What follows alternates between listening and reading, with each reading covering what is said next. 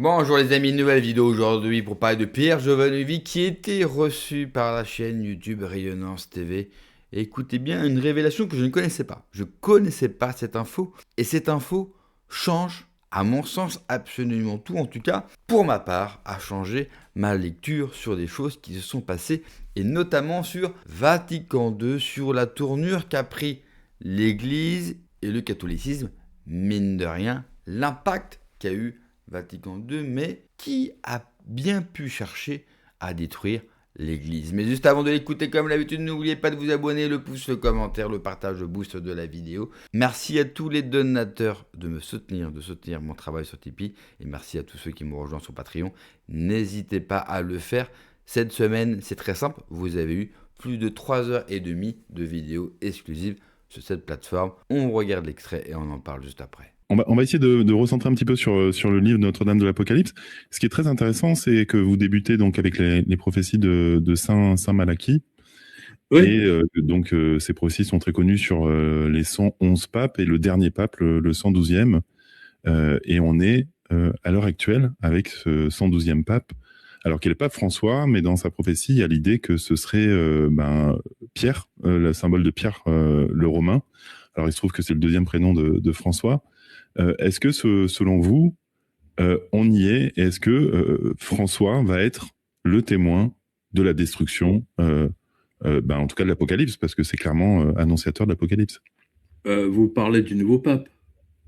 Oui, c'est ça, parce que Benoît, c'était le 111e, voilà. et le pape François, c'est le 112e, et en plus, on a deux papes vivants en même temps, ça c'est très particulier aussi. Oui, c'était vraiment stupéfiant. Alors, je dirais qu'en fait, ce qui est intéressant avec les deux derniers que vous avez cités, c'est-à-dire Benoît XVI et François, c'est-à-dire que ces deux derniers ont effectivement... Benoît XVI, bon, tout le monde le sait, c'est lui qui a organisé... C'est Ratzinger, ouais. La destruction, on va dire, de la messe classique pour la moderniser, et c'est ce qui a fini par vider toutes les églises dans le monde. Hein, c'est Vatican II, lui. C'est Vatican II, absolument. Ouais. Et il a été aidé en cela par un prêtre juif, d'ailleurs, qui était juif. En fait, il s'est converti au catholicisme, au christianisme. Il est devenu prêtre. Et c'est lui qui a encouragé, il était dans l'équipe de Benoît XVI. Et une fois que Vatican II, que toutes les lois sur Vatican II sont passées, boum, et en fait, il a quitté la prêtrise. Enfin, c'est intéressant. Mais bon, moi, ce que j'aime beaucoup, si vous voulez, c'est que ce soit Benoît XVI ou le pape François. Le pape François, vous l'avez vu également dans le livre 888, hein, il était en présence d'un miracle eucharistique absolument extraordinaire qu'il a voulu empêcher. Il a tout fait pour que ça ne sorte pas dans la presse. Il a tout fait pour le cacher. Donc ça rejoint un peu, ça répond à votre question d'ouverture. C'est-à-dire que ces gens ne supportent pas les phénomènes surnaturels et les miracles. Voilà. Et donc c'est là-dessus que, écoutez, je veux dire, on ne peut pas changer le monde. Hein. Le monde se changera lui-même à un moment donné, je pense. Oui. Parce que, moi, ce que j'aime, si vous voulez, dans les apparitions de Marie, c'est que, quand même, à chaque fois, elle donne une prophétie qui va s'avérer exacte, à chaque fois. Oui. Par exemple, à Fatima, elle leur a dit que la guerre allait se terminer dans un an, et ça s'est terminé effectivement un an plus tard, hein, de mémoire. Il y a une apparition de la Vierge, exactement, il y a une apparition de la Vierge à Kibeho, au Rwanda, et elle a annoncé les massacres. Elle a annoncé les massacres, je crois que de mémoire, 6 ou 7 ans d'avance. Hein, et là aussi, c'était de mémoire, c'était trois gamins, hein, trois enfants. Quand il y a eu les apparitions de Medjugorje en Croatie, à l'époque c'était la Yougoslavie, elle avait annoncé aux enfants que... je crois que c'est Bosnie-Herzégovine, sans vouloir vous contredire. En tout cas, c'est ce que vous avez mis dans... Non, la Bosnie-Herzégovine, c'était la Yougoslavie de l'époque, hein, avant que ça soit... voilà, c'est ça. Avant que ça, Ouais, maintenant, c'est tout un tas d'États, la Slovénie, la ouais, c'est ça. Mais en tout cas, voilà. la Serbie, la Voïvodine, que sais-je encore. Donc, elle a annoncé effectivement que le pays allait se dissoudre. Il y a eu des massacres, il y a eu une guerre, je le rappelle, il y a eu des massacres absolument phénoménaux. Que ce soit entre Croates, Serbes, musulmans, les Ouais. Albanais, enfin, ça a été monstrueux. Ça a Moi, je été suis allé à monstrueux. Sarajevo il y a pas longtemps. Tous les immeubles sont encore troués de balles. Enfin, c'est. C'est comme Beyrouth. C'est comme Ouais, c'est Beyrouth. ça. C'est comme On le voit les Liban, ouais, bien traces, sûr. voilà, on voit Ouais. les traces sur les murs de la guerre précédente. Voilà. C'est Et hallucinant. là aussi, au Liban, il y a eu une sorte de petite apparition locale où elle avait annoncé effectivement que le pays allait entrer en guerre. Voilà. Donc, elle donne toujours le futur. Ceux qui l'écoutent sont sauvés, on va dire, parce qu'ils peuvent déménager, par exemple. Voilà. Alors que bon, la majorité de la population n'en a rien à cirer de ce qu'elle raconte, ou même ça ne les intéresse pas. Vous me suivez? Donc c'est Oui. ça qui est très intéressant.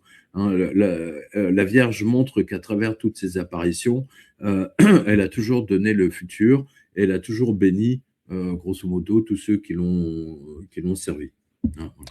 Si on revient sur le pape, notamment Ratzinger, on voit que c'est lui, avant qu'il devienne Benoît XVI, qui a mis sous scellé Oui, la chambre de Sainte-Lucie, qui est donc la petite des trois, donc Lucia ou Lucinda, je sais plus. Lucia. Voilà, Lucia. Lucia, Voilà. qui est donc une des trois petites de Fatima, et que vous disiez avec humour dans votre livre qu'on ne peut pas rencontrer Sainte-Lucie comme ça, que l'Église met son veto, c'est-à-dire que c'est pas une sœur qu'on peut rencontrer, qui est limite confinée, pour lequel elle a été confinée toute sa vie. Carmélite par définition, donc Voilà, c'est ça. Et alors, vous savez, justement, ça va, puisque vous parlez de ça, puisque vous Ouais. parlez de Lucie, Ouais. le premier, alors je me souviens plus de son nom civil, Jean-Paul I. Jean-Paul Ier? Oui, Non. Jean-Paul Ier. Oui. John Paul I. John Paul I. JP1. Ouais. John Paul I, il était vraiment très très intéressé. Pendant ces 33 jours de papauté. Oui, mais quand elle a. Alors, de mémoire, je ne sais plus s'il était déjà Il n'était devenu. pas encore pape, je crois. Ouais. Voilà, où il allait devenir dans les 15 jours ou 3, peu importe. En tout cas, Lucia lui a dit pour vous, les jours du Christ. Voilà. Et ça a duré comment dire, son règne. Ouais. Son règne a duré exactement 33 jours. Et moi, je repense à Malachie parce que. Vraiment surprenante cette information sur ce prêtre. Ce prêtre qui a largement influé sur Vatican II, et on le sait aujourd'hui parce qu'on a le retour de Vatican II, cela a détruit l'Église catholique. Alors bien sûr, ça ne l'a pas détruit intégralement, et puis il ne faut jamais confondre la foi et l'Église, c'est deux choses différentes. Mais vous savez, je le dis souvent sur cette chaîne, tout est absolument lié. D'apprendre que ce prêtre, qui a été à l'origine, qui a influé pour Vatican II, donc pour détruire le dogme de l'Église, pour détruire la messe, n'oubliez jamais que la nouvelle messe a vidé littéralement les églises. Et qu'aujourd'hui, et on le voit, il suffit d'y aller, ou il suffit de regarder les chiffres, ceux qui reviennent à la foi vont plutôt vers des fraternités tradies, dont des églises tradies, des messes tradies, que la nouvelle messe. C'est-à-dire que ceux qui reviennent vont vers la tradition et ne vont pas vers le modernisme, et c'est pas une mauvaise chose. Cela peut-être forcera l'Église à changer dans le temps, une fois que les églises se seront vidées, parce qu'aujourd'hui, dans les églises tradies, vous allez avoir un public jeune, quand je dis jeune, de mon âge, et dans les églises avec la nouvelle messe, un public plus âgé, qui finira, parce que c'est l'histoire du temps, par disparaître. Et là, pour le coup, on assistera, je vais prendre un mot qu'on utilise beaucoup, mais pour un autre thème, à un grand remplacement, mais qui sera extrêmement positif pour l'Église et pour le christianisme. Mais pour revenir à ce prêtre, qui est issu d'une communauté, qui vient chez nous, qui repart, eh bien, cela nous confirme une fois de plus le danger que représente le christianisme pour certaines personnes. Non seulement par sa foi, par son Dieu, mais j'irais même plus loin, surtout par son dogme, surtout pour ce qu'il enseigne, qui va à l'encontre du projet à l'intérieur duquel nous vivons.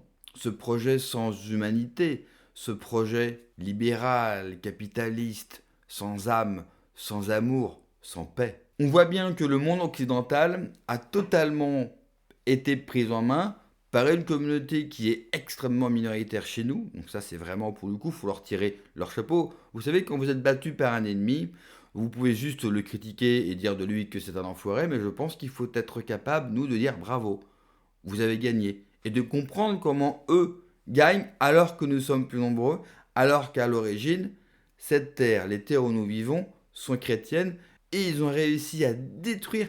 C'est quand même balèze d'arriver à détruire des racines, une identité, alors que vous représentez une minorité. Donc il faut être capable de dire, ok, bravo, vous avez gagné, et d'apprendre comment ont-ils fait. Pour nous aussi, être capable de reproduire les mêmes choses et d'arrêter de tendre la joue.